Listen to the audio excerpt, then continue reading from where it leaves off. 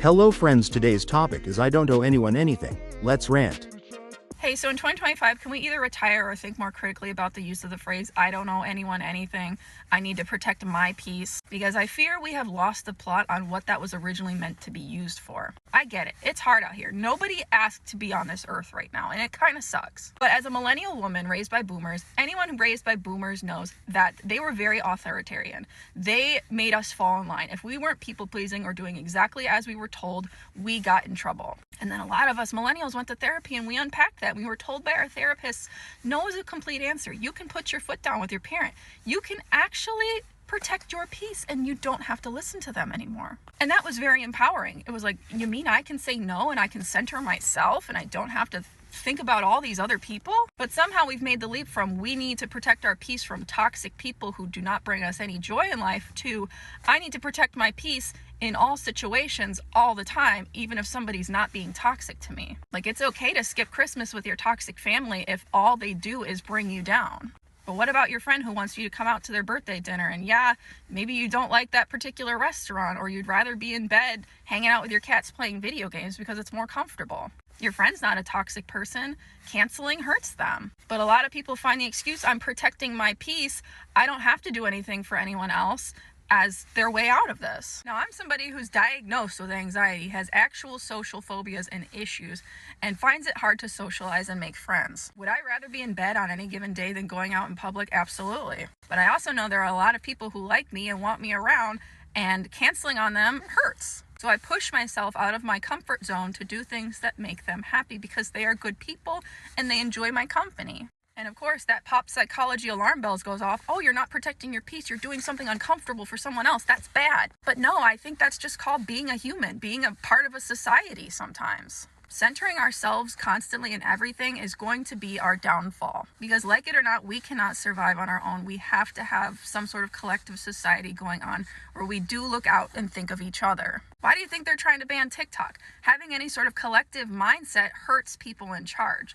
They want us to be hyper individualistic because then we don't share ideas. They really don't want us thinking about our fellow man and considering how things might hurt or help them. So I think we need to reserve the hyper individualistic me first, me protect my peace mindset for really harsh scenarios where people are being toxic and really hurtful to us, and maybe step out of our comfort zone more and try and socialize more and really consider the thoughts and feelings of other people as well. Now that therapy speak has intertwined itself into mainstream vocabulary, there's this new idea that I don't owe anyone anything, and then defending it because I went to therapy. Dog, if you go to therapy and your main takeaway is you don't owe anyone around you anything, you are bad at therapy or need a new therapist. Being friends with somebody who echoes this belief that they don't owe anyone anything, I'm trying to just can teach myself that I don't owe anyone anything. The most exhausting experience. It is the most miserable and exhausting experience to be friends with those types of people. Believe it or not, you do owe it to your friends to have basic and common decency and respect for that. Believe it or not, you do owe an explanation to your friends when you do something shitty or say something that's a little bad. Believe it or not, you do owe your friends an apology once in a while if you do something wrong. Believe it or not, you do owe it to the people around you to have a tough conversation. You want to know why? Because they are people that you care about and that care about you. That's how, if you live in a society, believe it or not, you do owe it to the people around you to not be a piece of shit, because we live in a society and that's how society works. That's what the social contract is. We help each other. If you think you don't owe anyone anything, you are just an asshole. Literally grow up and be nice to people. I'm sorry, I don't want to live in an individualist world. And this is not to say that collectivism does not also have its downsides. We should be striving for a collectivist society that also values individualism, and that absolutely is possible. I feel like whenever anything of this nature is brought up, the rebuttal is so often, what do we really owe each other? And so many people have come to understand that they owe people nothing. And at its base form, this is true. You have the free will to not care about anything, but that does not mean you should.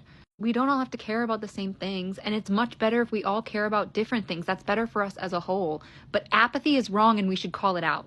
I think the mindset of I don't owe anyone anything needs to shift to I have the ability to choose how I am contributing to the world in the way that's best suited to me. And there are going to be other people who are also well suited to that. So you're going to find community in that, and we are all going to be better for it. Hey babies, how y'all doing today? So basically what I want to say is this. I have a lot of followers, right? And all of them don't inbox me and stuff, of course, obviously not. But my inbox stays on swole a lot. Now, I wasn't going to speak on this, but I'm going to speak on it now because it's happening now more often than not. I had to block a young lady the other day because she got offended because apparently she was reaching out to me in my inbox and I didn't respond. Well, I didn't respond because I didn't see it. And she said to me, she literally said to me, I know you saw me messaging you, but yet you keep on sending me stuff. What's up with that? And I was like, first of all, I don't even know you like that for you to be approaching me like that. So I didn't see your message. And for any of y'all who don't know, you do not need to go in somebody's inbox to share anything. As a matter of fact, I don't even think you can share anything in somebody's inbox. You have to literally click on the share button at the bottom of whatever video or whatever live it is that you want to share. The names come up across the top and you click the names. You never do it from the inbox. So anyway, long story short, she's not even worth me giving a whole lot to that, but she's blocked because I'm not going back and forth with nobody. But she's not the only person that feels that way, because when I get a chance. And another thing, for those who don't know, your stuff from TikTok is all in one conglomerate. Everything is all there in one line together. Your inbox, your comments, your followers, they're all right there together. So it kind of blurs out. And when you get the kind of traffic that I get in my inbox and comments on my posts and all that kind of stuff and follow requests, it's a lot. So I don't see your messages. Let me just be very clear. I am not obligated to do anything for anybody. When people ask me to do things, and they ask me to do things for them a lot, I tell you, I will see what I can do. That does not mean if I say I will see what I can do, that I'm committing to anything. I try not to commit to anything because I like my word is my bond. I try to keep my word about things. But a lot of y'all got life really twisted. Y'all really expect for me to do things. You expect for me to do things. If y'all notice, I don't do giveaways anymore because after that beauty box giveaway that I did, it was such a mess. It was such a mess until right now, to this day, I'm still riding around with the box in the back of my car of all the smaller little gifts that I was going to give away. They still address the people. I just haven't taken the time to send them out because people are so unappreciative. People are very unappreciative, and it's a vast majority. It's a lot of people that will praise and worship you on front end for others to see, but then get in your inbox and say a whole bunch of messed up stuff. And if you know, you know. So all I'm saying is you lose people at the 3 minutes. It's 3 minutes and 24 seconds. I'm getting ready to get off of here. But I'm just going to say it one last time. I don't owe y'all nothing. I'm not obligated to do anything. And if I ain't responding to your inbox, it's because I don't see it. You don't find many content creators like me with a page the size of mine that every time I post something and y'all comment, I comment back. I come and let y'all know I see y'all. I acknowledge you. So why, if I saw your message in your inbox, wouldn't I respond? Make it make sense. Anyway, babies, deuces. I holla.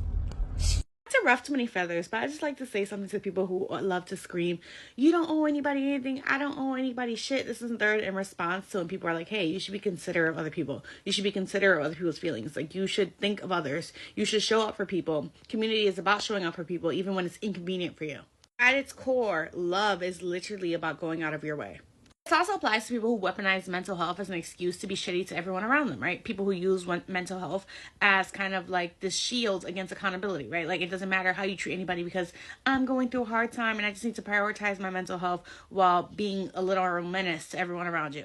All those people, I just want to say, do not be surprised when you are on your literal deathbed and the nurse comes in the room and says, hey, is there someone you want me to call to sit here and hold your hand? And you can't think of a single person who would answer your phone call. How do you feel about this topic?